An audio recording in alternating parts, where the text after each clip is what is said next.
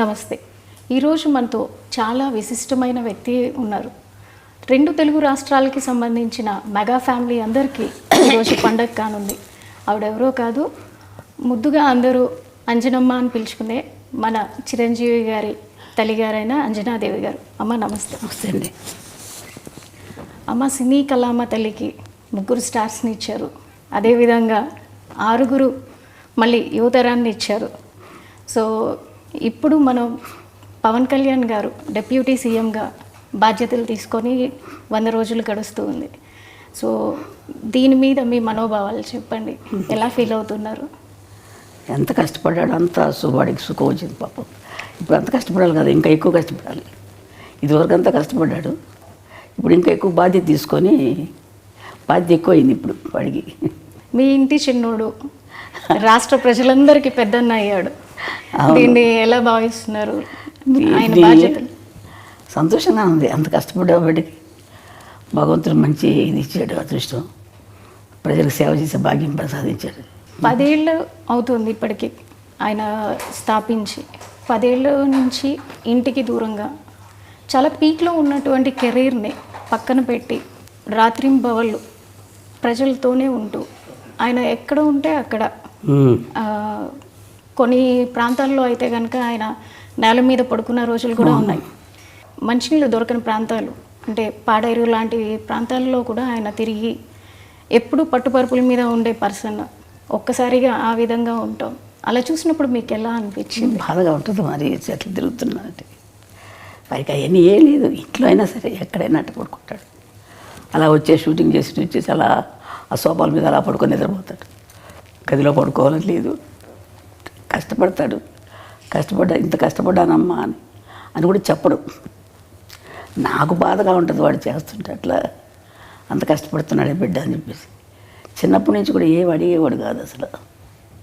చిన్నప్పుడు అదొకలా కామ్గా ఉండేవాడు అంతే మనిషి. అన్నం భోజనం రమ్మంటే కూడా వచ్చేవాడు కాదు. అందరూ వచ్చేవారు, వాడు వచ్చి లేట్గా వచ్చేవాడు భోజనానికి. ఇది కావాలి అది కావాలి నేను అడిగేవాడు కాదు అసలు. మీకు చేతి వంట ఏది ఇష్టం ఆయనకి? వాడికి పలావ్ ఇష్టం. పలావ్ ఇష్టం తింటాడు. ఏదైనా తింటాడు కానీ పలావ్ అంటే కొంచెం బాగా ఇష్టం. మీతో ఉన్నప్పుడు ఆయన ఎక్కువగా పలావ్ తీసుకుంటారు అంటే veg non veg? Non veg. Non veg అడగడు, ఇది కావాలి అది కావాలని అడగడు నన్ను. ఏది నాకు మనసొప్పగా చేసి పెడతాను, పెట్టాలి కదా వాడికి పాపం, ఏది అడగడని చెప్పేసి. సో చిన్నప్పటి నుంచి నాకు ఇది కావాలనేది అడిగారు? అస్సలు అడిగేవాడు కాదు. నేను ఏదో ఒక ఇంటర్వ్యూలో విన్నట్టు గుర్తు నాకు. చిన్నప్పుడు ఏదో టీవీఎస్ అడిగాను, కొనిపెట్టలేదు, అందుకే ఇప్పుడు కంటిన్యూస్గా నేను బైకులు కొంటున్నాను అని. నిజమేనా? నాకు జ్ఞాపకం లేదు అసలు. ఈ మధ్యకాలంలో చూసుకుంటే ఎక్కువగా నరసింహస్వామి క్షేత్ర దర్శనలు, వారాహి దీక్షలు, అంటే అందరూ బాగుండాలని. అలాగే మొన్న వెంకటేశ్వర స్వామి క్షేత్రంలో జరిగిన లడ్డు వ్యవహారంలో కూడా దానికి ప్రక్షాళనగా ఆయనే ముందుగా ఒక దీక్షని శ్రీకారం చుట్టారు. ఈరోజు 11 రోజులు దీక్ష చేస్తున్నారు. సో దీనిపై మీరు ఏమంటారు? సంతోషంగా చేయటం మంచిదే కదమ్మా. అంత అదృష్టం కదా ఆయన వెంకటేశ్వర స్వామి దీక్ష తీసుకుంటున్నాడంటే. వాడికి ఎప్పుడైనా ఇట్లా దీక్షలు తీసుకోవడం అలవాటు అయిపోయింది చిన్నప్పటి నుంచి కూడా. అయ్యప్ప స్వామి మాల వేసుకుంటాడు. నేను వెళ్దామంటే ఒకసారి నేను వెళ్ళాలి నాన్న అని చెప్పంటే నా కోసం అయ్యప్ప స్వామి మాల వేసుకున్నాడు. దర్శనం చేసుకొని వచ్చాము. వాడికి ఎప్పుడు చేసుకోవాలన్నా ఇష్టం పాప మా పైకి. సో చిన్నప్పటి నుంచి ఆయనకి దైవభక్తి. అలాగని దేవుడి దగ్గర ఊరికి దండాలు పెట్టేసి పూజలు ఏం చేసేవాడు కాదు. వాళ్ళ నాన్నగారు పూజ చేసినా కానీ ఏదో కాస్త ప్రసాదం తీసుకునేవాడు తప్ప వాడందరికీ వాడు ఎక్కువ పూజలు చేసేవాడు కాదు. ఇప్పుడు కొంచెం పెద్ద అయ్యాక తను పూజ చేసుకుంటున్నాడు. యోగ నరసింహస్వామి గుడి అని విన్నాము. పవన్ గారి అన్నప్రసన్న కూడా అక్కడే జరిగిందని. అక్కడే జరిగింది. దానికి సంబంధించి వివరాలు చెప్తారా? మేము తిరుపతి దర్శనానికి వెళ్ళాం. నేను మా వారు మిగతా పిల్లలందరూ తీసుకొని వెళ్ళాను. వెళ్తే అప్పుడు 6 నెలలు కరెక్ట్గా జరిగింది. ఆ రోజుకి వచ్చింది. 6 నెలలు వచ్చింది కదా, ఇక్కడే అన్నప్రాసన చేసేద్దాం అనిపించింది నాకు మనసులో. ఆయన దగ్గర ఎప్పుడూ ఒక కత్తి ఉంటుంది. ఈయన పోలీస్ ఆయన కదా, కొంచెం పోలీస్ డిపార్ట్మెంట్. అందుకే ఆయన చిన్న కత్తి ఉంటుంది. ఆ కత్తి పెట్టి ఏదో పుస్తకాలు ఉంటే పెట్టి దేవుడి ప్రసాదం ఇచ్చారు. వెంకటేశ్వర ప్రసాదం. ఆ ప్రసాదం పెట్టి అక్కడే యోగనరసింహ స్వామి దగ్గర పడుకోబెట్టేసి చేశాను. చూసి పడుకోబెట్టి ఇక్కడే చేసేద్దామంటే అని అన్నాను ఆయనతోటి, మా వారితోటి. ఇంకా అంతకంటే అదృష్టం ఏముందిలే అని చెప్పి వాళ్ళకి చేశాను. చేస్తే ఆయన కత్తి పుట్టుకున్నాడు. ఓ తర్వాత పెన్ తీసుకున్నాడు. ఓకే. అంతే. సో దాన్ని ఎలా చూస్తారు మీరు? కత్తి పట్టుకున్నవారు కాబట్టి దాన్ని మీరు ఎలా భావించారు ఆ రోజున? ఏముంది, ఏం భావించాను, చాలా కోపంతో వచ్చిపోతాడు పిల్లడు. ఏదో ప్రజలకి ఏదో చేస్తాడని చెప్పి అనుకున్నాను నేను. అంటే సో అప్పుడే ఊహించారు మీరు ఊహించాను. కత్తి ఏదో పట్టుకున్నారు చేస్తున్నాడు, కాబట్టి. కత్తి పట్టుకున్నాడు, ఏదో చేస్తాడు అనుకున్నాను. మరి పెన్ను పట్టుకున్న దానికి ఏమనుకున్నారు? అది చదువు తక్కువే వస్తుంది అనుకున్నాను. పెన్ను పడుకు వెనక రెండోసారి కదా చదువు. ఇది కష్టపడి పని చేస్తాడు, ప్రజల కోసం చేస్తాడు, ఏదైనా చేస్తాడు అనుకునేదని. కోపంగా అందరినీ రక్షించడానికి చేస్తాడు అనుకున్నాను. అంటే వాళ్ళ నాన్నగారు బాగా తిరుగుతారండి. ఆయన కూడా పోలీస్ డిపార్ట్మెంట్ కదా. ఆయన బుద్ధులన్నీ ఉన్నాయి ఆయనకి, ఆయన గుణాలే ఉన్నాయి ఈయన కూడా. కొంచెం తిరగటం, కోపం అన్నీ ఉన్నాయి. ఆయన కూడా అట్లా తిరిగేవారు. ఆయన ప్రభావం ఆయన మీద చిన్నప్పటి నుంచి ఉంది. ఉండేదా? చిన్నప్పటి నుంచి వాళ్ళ నాన్నగారితో బాగా ఎక్కువ ఉండేవాడు. అటాచ్మెంట్ ఎక్కువ. లాస్ట్ కదా వాళ్ళ నాన్నగారు లాగా ఉంటాడు బుద్ధిగా. ఎక్కువ తిండి గురించి కానీ ఎక్కువ మాట్లాడు, మితంగా మాట్లాడతాడు, మితభాషి. అందుకని వాళ్ళ నాన్నకి ఇష్టం ఎక్కువ కంటే ఎక్కువ. అంటే అలాగని వాడి మీద లేకుండా లేదు. వీడు కొంచెం కామ్గా ఉంటాడు ఇంట్లో కూడా. ఎవరితో ఎక్కువ మాట్లాడేవాడు కాదు. మాట్లాడితే మా చిన్న అమ్మాయి, లాస్ట్ అమ్మాయి కొంచెం దగ్గర, అందుకని దాంతో మాట్లాడేవాడు ఎక్కువ. చిన్నప్పటి నుంచి పవన్ కళ్యాణ్ గారు పుస్తకాలు ఎక్కువగా చదువుతూ ఉండేవాళ్ళ? ఎక్కువ స్కూల్కి వెళ్ళేది ఒక లేదు. కొంచెం ఇంటర్మీడియట్ 10th క్లాస్కి 8th క్లాస్కి వచ్చేటప్పుడు వాళ్ళ అన్నయ్య క్లాస్ మేము లైబ్రరీ ఉంటే బుక్స్ లైబ్రరీ, ఆ బుక్స్ చదువుకుంటూ ఉండేవాడు. ఎక్కువ చదివేవాడు. ఎందుకు ఎక్కడికి వెళ్తే చదువుతున్నానమ్మా అనుకునేవాడు, అనేవాడు అంతే. ఆ తర్వాత పెద్దయ్యాక కూడా అదే బుక్స్ అదే అలవాటు వచ్చేసింది. ఇప్పటికి కూడా పుస్తకాలు ఇంట్లో పెట్టుకొని చాలా పెద్ద పుస్తకాలు. వాళ్ళ నాన్నగారు కొంచెం చదివేవారు పుస్తకాలు. అవి వాళ్ళ నాన్నయ్య అలవాటు అయిపోయి బాగా అయ్యి అది ఎక్కువ చదువుతూ ఉంటాడు. తర్వాత నాకు తెలియదు ఎన్ని పుస్తకాలు ఉన్నాయి. మొన్న చూస్తే నేను ఇంట్లో ఇన్ని పుస్తకాలు ఉన్నాయి, ఎక్కడ అవన్నీ చదివి అందుకని ఇంత ఇది వచ్చిందేమో వీడికి ఆలోచన అనుకున్నాను నేను. చిన్నప్పుడే అనుకున్నారా పెద్దయ్యాక ఏమవుతారు అనేది? నేను అంత ఆలోచించలేదమ్మా, ఊహించలేదు. ఇలా అవుతారని అయితే అస్సలు అనుకోలేదమ్మా. నేను ఎవరి గురించి నేనేమో అనుకోను. వాళ్ళ అదృష్టాలను బట్టి జరుగుతుంటుందమ్మా. ఇంట్లో ఎక్కువ ఎవరితో అటాచ్మెంట్ ఉంటుంది? చిరంజీవి గారితో. ఆయన చిన్నప్పుడు వాళ్ళ అన్నయ్య బాగా దగ్గర తీసేవాడు. చిన్నపిల్లడు ఇప్పుడు ఎక్కువ ఈ చిన్నవాడు కదా, ఆయన ఎత్తుకొని ఫోటోలు తీసుకోవడం. వాళ్ళ అన్నయ్య తమ్ముడిని చాలా జాగ్రత్త బాగా చూసుకునేవాడు. తమ్ముడు అంటే పెద్ద ఆయన. అట్లాగే పెద్ద అయినా కానీ వాళ్ళ అన్నయ్య వదిన ఇప్పటికీ వాళ్ళ అన్నయ్య వదినతో అంటే మేము నెల్లూరులో ఉండేవాళ్ళం. మా వారికి జాబ్ అక్కడ. ఇంకా అందుకని మాకు ట్రాన్స్ఫర్లు అయ్యాయి. అందుకని పిల్లలు చదువులు సరిగ్గా ఉండవని చెప్పేసి నేను తీసుకెళ్ళిపోతానమ్మా అన్నాడు మా పెద్ద అబ్బాయి. కళ్యాణ్ బాబు తీసుకెళ్తాను, అక్కడ చదివిస్తానని. అందుకని పంపించాను మెడ్రాస్కి. కళ్యాణ్ గారికి మీరు అన్నప్రసన్న ఇప్పుడే పేరు పెట్టి ఉంటారు కదా, చిన్నప్పుడు పెట్టిన పేరు పవన్ కళ్యాణ్ అయినా? లేదు, కళ్యాణ్ కుమార్ అని పెట్టాం. శ్రీ కళ్యాణ్ కుమార్ అని పెట్టాం. ఆ తర్వాత పవన్ అని ఎవరో పెట్టారంట, నాకు తెలియదు అది. ఇప్పుడు అన్నప్రసన్న చేసినప్పుడు మీరు ఖచ్చితంగా ఏదో సాధిస్తాడు అని అనుకున్నారు కదా. 10 ఏళ్ళు అవుతుంది పార్టీని స్థాపించి. దానికన్నా ముందు ప్రజారాజ్యంలో అన్నగారితో ఉంటూనే అక్కడ యూత్ వింగ్ చూస్తూ అప్పుడు ప్రజల్లోనే మమేకమై ఉన్నారు. అప్పటికే ఆయన సినిమాల్లో ఒక చేస్తున్నారు, కొంచెం ఎదుగుతూ ఉన్నారు. అంటే మళ్ళీ పార్టీల వైపు మొగ్గుతున్నప్పుడు మీరు ఎలా భావించారు? నాకు ఎందుకు ఈ పార్టీలో మనకి సినిమాల్లో చేసుకుంటే బాగుంటుంది కదా అనిపించింది నాకు. అనిపించిన తర్వాత వాడి ఇష్టం, మనం ఏం చెప్పగలం. అవి చేస్తానమ్మా, ఇది చేస్తానని. సో మీరు వాదించారా అప్పట్లో? వాదించలేదు, నేను ఎక్కువ వాదించను అసలు. వాడి ఇష్టం, వాళ్ళు పెద్దోళ్ళు అయిపోయారు, వాళ్ళ ఆలోచనలు వాళ్ళకు ఉంటాయి కదా.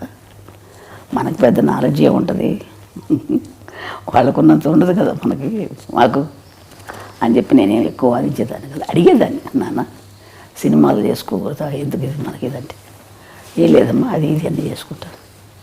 సో కొన్ని ఇంటర్వ్యూల్లో చిరంజీవి గారు కూడా ఒకానొక టైంలో ఏమైపోతాడో, కళ్యాణ్ గారు ఎక్కువగా పుస్తకాలు చదవడం, ఎక్కడన్నా ఏదైనా చిన్న అన్యాయం జరిగినా దాని వైపు ఆయన మొగ్గు చూపడం, ముందు తూపుతాడు పెద్దాన్ని. అది చూసిన తర్వాత నేను ఒకానొక టైంలో ఎక్కడ ఒక రెబల్ అయిపోతారో అని భయపడిన రోజులు కూడా ఉన్నాయి అన్నారు. సో మీరు కూడా అట్లా ఏమన్నా? నేను లేనప్పుడు దగ్గర లేను, మేము నెల్లూరులో ఉండేవాళ్ళు, మాకు తెలియదు, అది వాళ్ళ అన్నయ్యకి తెలుసు.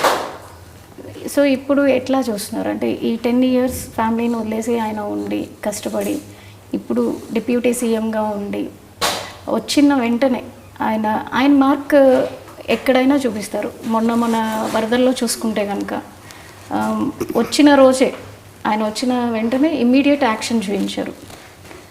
వచ్చాను, తను పని చేసుకున్నారు. అట్లాగే ఎన్నైతే మనకి పంచాయతీలు ఉన్నాయో ప్రతి పంచాయతీకి డబ్బు అందాలన్న ఉద్దేశంతో ఆయన పంచాయతీలకి డైరెక్ట్గా అమౌంట్ని డొనేట్ చేయడం జరిగింది. సో ఆయన మార్క్ ప్రతి చోట కనిపిస్తుంది పొలిటికల్గా. ఇంతకుముందు మీరు చాలామంది రాజకీయవేత్తలను చూసుంటారు, ఇప్పుడు ఆయన చేస్తున్న విధానాన్ని చూస్తున్నారు, అది మీకు ఎట్లా అనిపిస్తుంది? మా అబ్బాయి మంచి పని చేస్తున్నాడు అనిపించింది నాకు. వాడు ప్రజలు సేవ చేస్తున్నాడు, చాలా సంతోషం. ప్రజలకు సేవ చేయాలి కదమ్మా, మనకున్నది మనం తింటాం కాదు కదా, నలుగురు పెడితేనే కదా మంచిది, సహాయం చేస్తేనే కదా. అంతే, ఎంతసేపు ఇంకా మనం ఉంది కదా అని మనమే తినేస్తూ ఉంటే వాళ్ళకి సహాయం లేకుండా ఎంతమంది అల్లాడుతున్నారు జనాలు పాపం. మన పాటికి మన జరిగినప్పుడు ఎంత బాధ కలిగిందో నాకు అసలైతే. అది కానీ తర్వాత ఇంకొక ఊరు కేరళలో ఇక్కడ ముందు కేరళలో మైనాడులో అక్కడ జరిగినా కానీ ఎంత బాధ కలిగింది, ఎంతో అల్లాడిపోయారు బిడ్డలు, చంటి బిడ్డలు, వాళ్ళు వీళ్ళు ఎంత బాధలు పడిపోయి ఉంటారు. అదే నేను ఊహించుకుంటే నాకు ఎంత బాధగా ఉంటుందో అనిపిస్తున్నాను. చూస్తుంటాను టీవీలో వార్తలు, చాలా బాధ కలుగుతాము. అలాంటి వాళ్ళకి సేవ చేయాలి, తప్పదు. ఏదో మనకు శక్తి కొద్ది మనం చేస్తే మంచిదే కదా, వాళ్ళకి సహాయం చేస్తే. సెలబ్రిటీగా మీరు అనుకున్నట్టుగా సినిమాలే చేసుకుంటూ ఉండుంటే ఆయన డొనేట్ చేసి వదిలేయటం జరిగేది. కానీ క్షేత్రస్థాయిలో ఆయనే ఉండి పొలిటీషియన్ అయ్యాక క్షేత్రస్థాయిలో ప్రతి ఒక్కరికి దగ్గరుండి ఆయనే ప్రతిదీ అందేలా చూసుకుంటున్నారు. సో ఈ విధానాన్ని మీరు ఎలా చూస్తారు? మంచి విధానం కదా మాది, వాడికి చేసేది మంచి విధానమే. అందరికీ కూడా సర్దుకుంటాం, అందరికి సహాయం చేయటం అనేది అంత కలిసి అంత బుద్ధి పుట్టాలి కదా చేయటానికి, అంత ఆలోచన రావాలి కదా. మంచిదే కదా మాకు చేసే బుద్ధి ఉంది. వాళ్ళ నాన్నగారికి కూడా ఉంది కొంచెం బుద్ధి, సేవ చేసే బుద్ధి.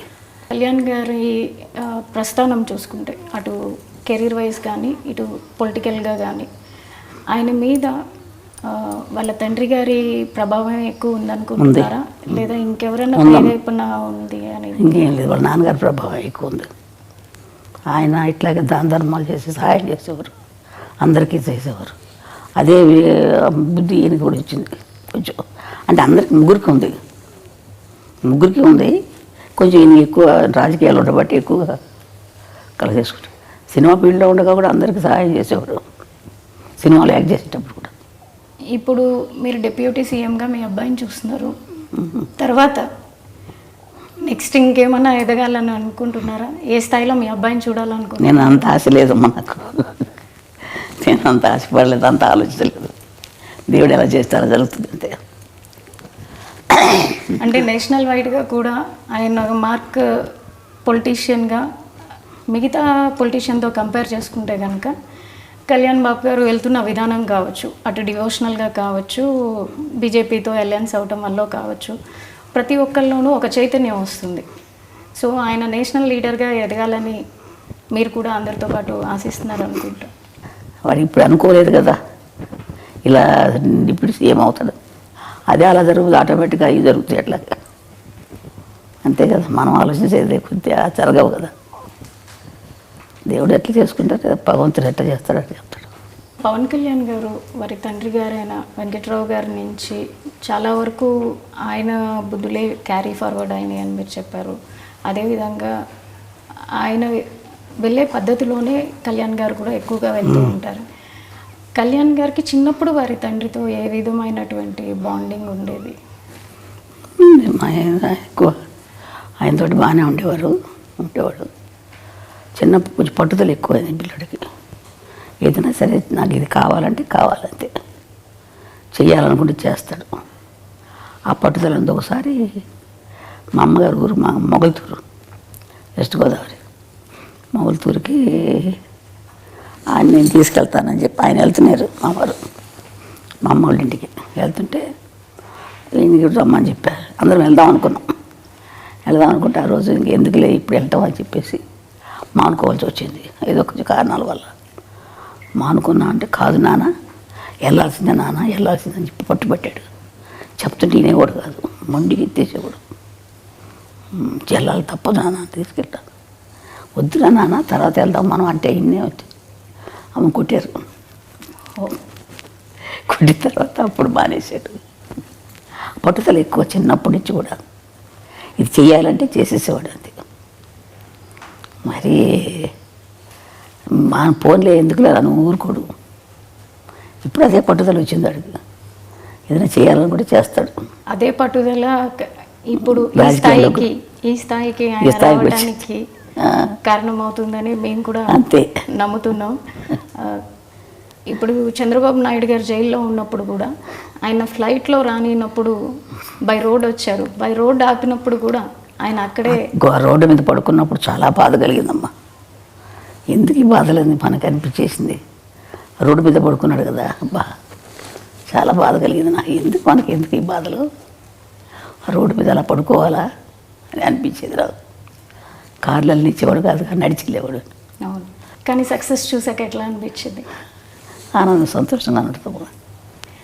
అవన్నీ వాడి కష్టానికి తగ్గ ఫలితం జరిగింది. భగవంతుడు మంచి ఫలితం ఇచ్చాడు అని చెప్పి అనుకుంటాడు. వాడు కష్టపడ్డాడు, మంచి జీవితం ఇచ్చారు. వాడు ఇప్పుడు ఇంకా ఎక్కువ కష్టం ఇచ్చాడు. అప్పుడు కంటే ఎక్కువ కష్టం, ఎక్కువ బాధ్యతే కదా. మీరు ఇంకా పవన్ కళ్యాణ్ గారు ఉన్నత శిఖరాలకి వెళ్ళాలని కోరుకుంటున్నారు కదా. ఎవరికైనా ఏ తల్లికైనా మంచి వృద్ధిలోకి రావాలని ఉంటుంది కదమ్మా. ఏ తల్లిదండ్రులైనా కోరుకుంటారు కదా బిడ్డలు మంచి వృద్ధిలోకి రావాలి. అదేవిధంగా నాకు కూడా ఉంది, బిడ్డలు మంచి వృద్ధిలోకి రావాలి, బాగుండాలని. అదే నేను కూడా కోరుకుంటున్నాను ఆ విధంగా నేను. సరే అమ్మా, థ్యాంక్ యూ సో మచ్. మీ సమయాన్ని మాకు ఇచ్చి తల్లి పవన్ కళ్యాణ్ గారి గురించి తెలియని విషయాలన్నీ మాకు తెలియజేసినందుకు ధన్యవాదాలు. సరే తల్లి.